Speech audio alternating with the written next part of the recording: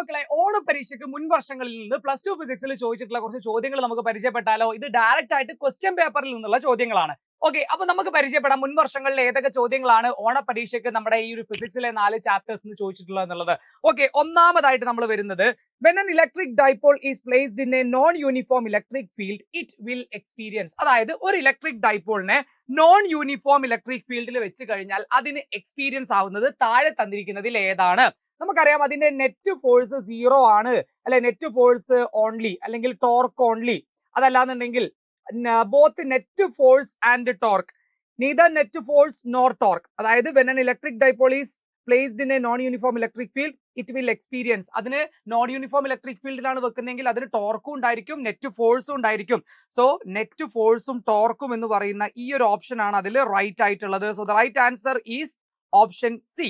Then അടുത്തതിലേക്ക് വരികയാണ്. അടുത്ത ചോദ്യം, a charge Q is placed at the center of a cube of radius cube of side A. The electric flux through one of its face is. അതായത് ഇതൊരു ക്യൂബാണ്. ഈ ക്യൂബിന്റെ സെന്ററിൽ നമ്മൾ ഒരു ചാർജിനെ കൊണ്ടുവച്ചിട്ടുണ്ട്. അതായത് ഈ ക്യൂബിന്റെ സെന്ററിൽ നമ്മൾ ആരെ കൊണ്ടുവച്ചിട്ടുണ്ട്? Q എന്ന് പറയുന്ന ഒരു ചാർജിനെ കൊണ്ടുവച്ചിട്ടുണ്ട്. അങ്ങനെയാണെങ്കിൽ ഈ ക്യൂബിന്റെ ഒരു ഫേസിലൂടെ 6 ഫേസുകൾ ഉണ്ടല്ലോ ക്യൂബിന്. അപ്പോൾ ഒരു ഫേസിലൂടെ അനുഭവപ്പെടുന്ന ഇലക്ട്രിക് ഫ്ലക്സ് എന്തായിരിക്കും എന്നാണ് ചോദിച്ചിട്ടുള്ളത്. നമുക്ക് എല്ലാവർക്കും അറിയാം, ഗോസ് തിയറം പഠിക്കുന്ന സമയത്ത് നമ്മൾ ഈ ക്യൂബിന്റെ കേസ് സ്പെഷ്യൽ ആയിട്ട് എടുത്ത് പറയുന്നുണ്ട്. അങ്ങനെയാണെങ്കിൽ ഇതിനകത്ത് നമുക്ക് എഴുതാൻ വേണ്ടി പറ്റും phi is equal to 1/6 into Q by epsilon 0.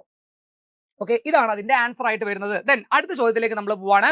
Electric potential at infinity is. നമുക്കറിയാം V is equal to K Q divided by R ആണ്. അങ്ങനെയാണെങ്കിൽ R-ന്റെ വാല്യൂ ഇൻഫിനിറ്റി ആണെങ്കിൽ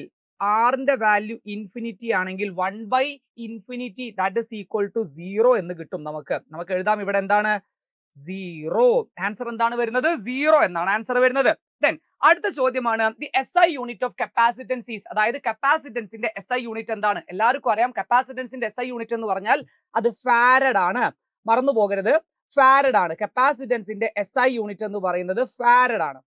farad is the SI unit of capacitance. കപ്പാസിറ്റൻസിന്റെ SI unit എന്താണ്? Farad ആണ്. Then അടുത്തത് resistivity of A material depends on. ഒരു വസ്തുവിന്റെ റെസിസ്റ്റിവിറ്റി ആരെ ഡിപ്പെൻഡ് ചെയ്യുന്നുണ്ട്? ലെങ്തിനെ ഡിപ്പെൻഡ് ചെയ്യോ? ഇല്ല. ഏരിയനെ ഡിപ്പെൻഡ് ചെയ്യോ? ഇല്ല. ടെമ്പറേച്ചറിനെ ഡിപ്പെൻഡ് ചെയ്യോ? ചെയ്യും. സോ ഇത് ഡിപ്പെൻഡ് ചെയ്യുന്നത് ആരെ മാത്രമാണ്? ടെമ്പറേച്ചറിനെയാണ് റെസിസ്റ്റിവിറ്റി ഡിപ്പെൻഡ് ചെയ്യുന്നത്.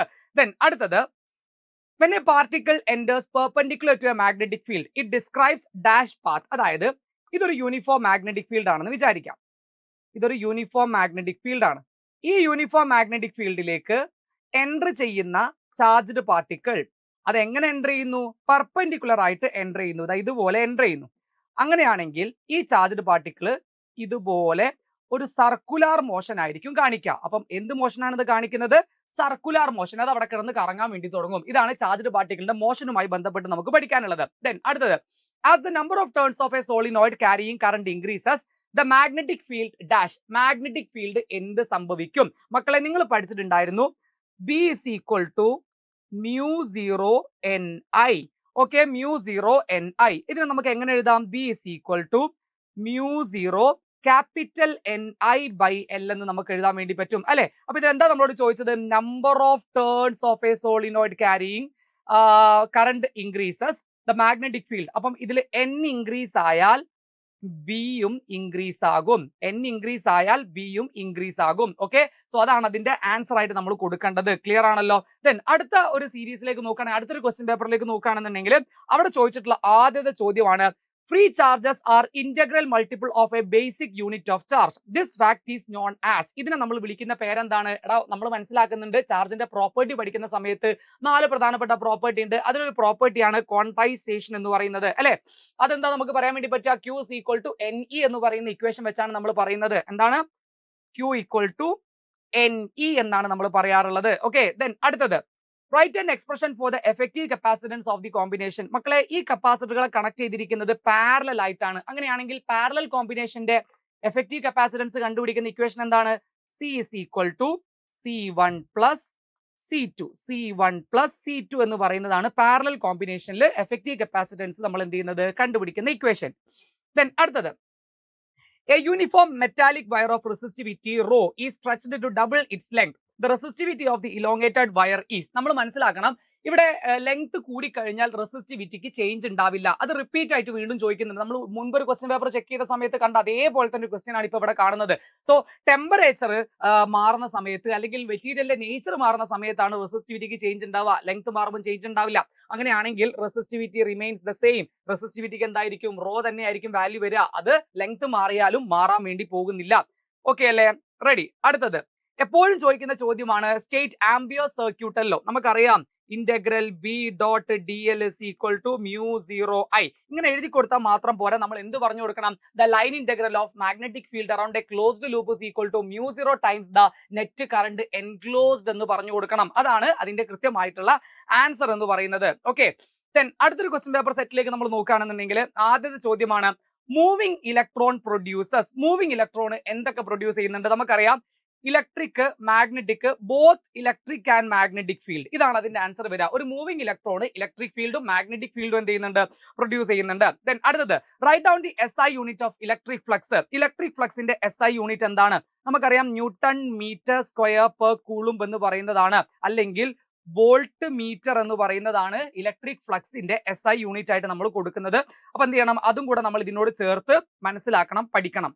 ഓക്കെ, അടുത്താണ് the potential energy of A capacitor is stored in. എന്താണ്? കപ്പാസിറ്ററിന്റെ എനർജി സ്റ്റോർ ചെയ്യുന്നത് എങ്ങനെയാണ്? ഇലക്ട്രിക് ഫീൽഡിന്റെ ഫോമിലാണ്. ഇലക്ട്രിക് ഫീൽഡിന്റെ ഫോമിലാണ് എന്ത് ചെയ്യുന്നത്?